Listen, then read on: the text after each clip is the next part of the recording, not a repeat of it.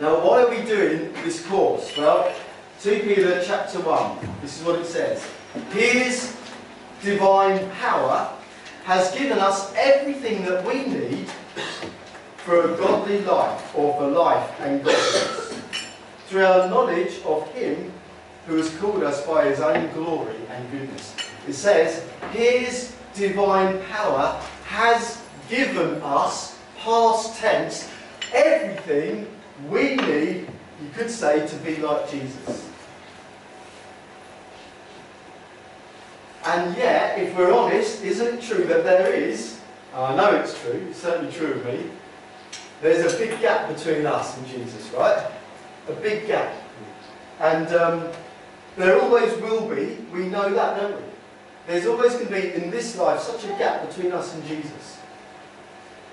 But if we're really honest with ourselves, we would probably have to admit that the gap between us and Jesus right now probably could be smaller. Probably could have been smaller. If we lived our lives differently, if we made different decisions throughout our lives. If we had really followed Him every day, and all those moments, those decisions when we lived for ourselves and done our own thing and done the wrong thing, and all of those, our whole lives are littered with that, even as Christians. Imagine we chose to follow Him every time. We sacrificed self. The gap would be very different, wouldn't it? We would be a lot more probably like the one that we admire. Yeah, that's true, isn't it? And then imagine the difference that would have made to our own lives, but also our family. Our friends, the people that we bear a witness to, the testimony of our lives would have been different. Why is it that there's such a gap between where we know we perhaps could be and where we actually are? Well, one thing we know is this: it's not because He is not willing. He, it says, has given us everything we need. Everything we need. It's not ever that we're in a situation or circumstances where we couldn't have been a lot more godly, because He provided it all right there. He's given us everything we need. And we instinctively know that it's true, don't we? I think. We instinctively know that this is the kind of God we've got. He gives us everything we need. Well, I want to suggest there are 2 reasons why the gap is as it is. One, I think, is just our own sinfulness. We find it much easier to do our own thing. And we've got stubborn hearts. That's the truth. That's true about me anyway. And the other reason is, if we're honest, we don't quite know or understand how we do it. We don't quite know. How does the gospel, how can it change me? Because surely it's true, we want to be changed more, don't we? And there certainly are times when we do make an effort. We really try and we really want to walk with God, and we start all over again, don't we? And but even in those times, isn't it hard to kind of see the change that we want? We know there's power in the gospel, and it's somehow there's this gap. And one reason for that is this: there's a ministry gap within the church, and that is what this course is about. It's about filling that ministry gap.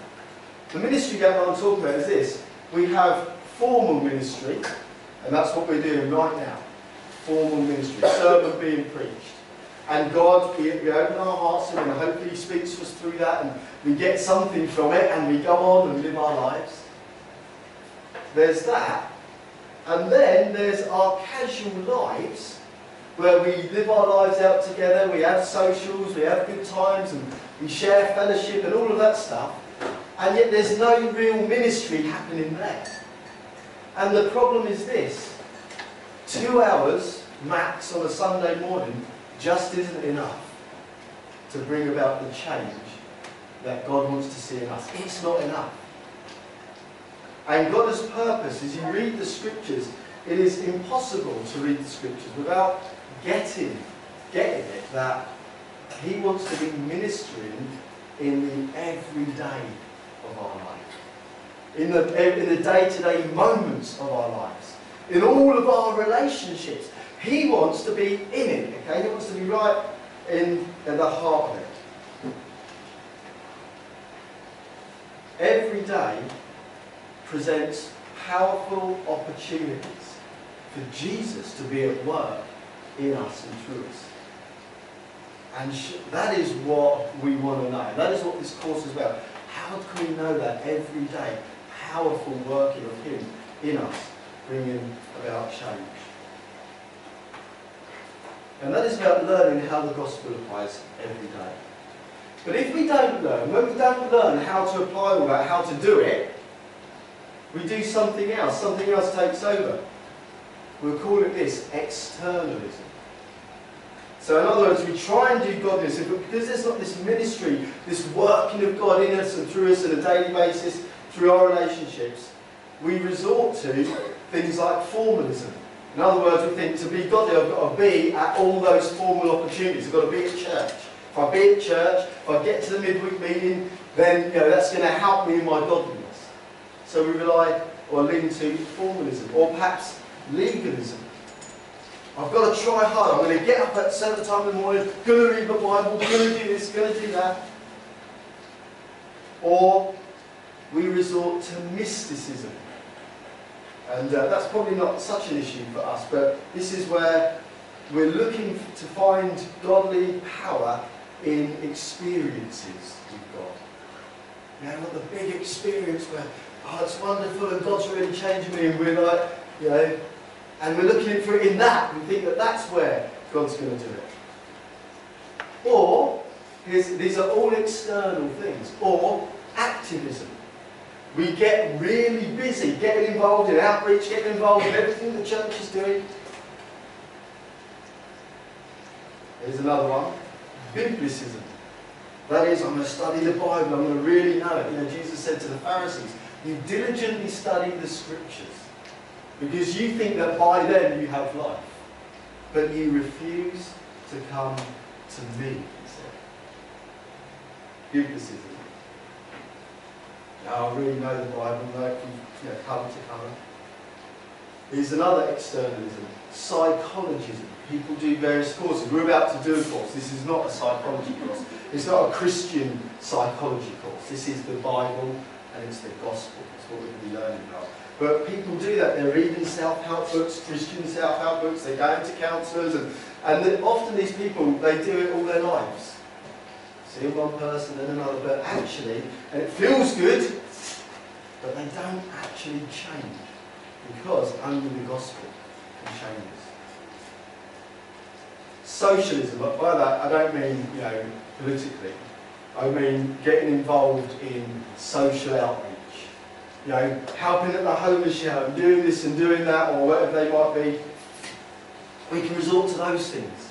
And think, oh, I'll be more godly if I can do these things. And here's another ism. So I've made them isms, I don't know if you noticed that. This doesn't really work, but I've tried. Fellowshipism. Where we think, if we just hang out together and we be friendly with one another, and so we're like a family, and that's really good, maybe the change will come in that. And the thing is, all of those things, pretty much most of them, are good things. They're all really good things. But the problem with them is we can participate in all of that, and what all those things allow is for our hearts to remain pretty much untouched. All of those things allow me to be the one who's ultimately in control of my life. They allow me to be seated on the throne of my life. None of that necessarily challenges that one issue, the big issue that we all face. That is, that we tend to dethrone Jesus from the heart of our life and take that place for ourselves. We can do all of those things, and those things will leave us pretty much untouched. And so this is about ministry to our hearts, heart ministry, that changes us, really changes us. And certainly I need that. Gents, you'll get a chance at this a bit later in the year, so you're going to have to remain ungodly.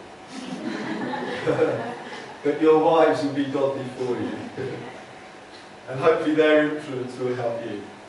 Now, I know we all have a degree of godliness. Now, I just want to, before we watch the first video, two things that I need to mention.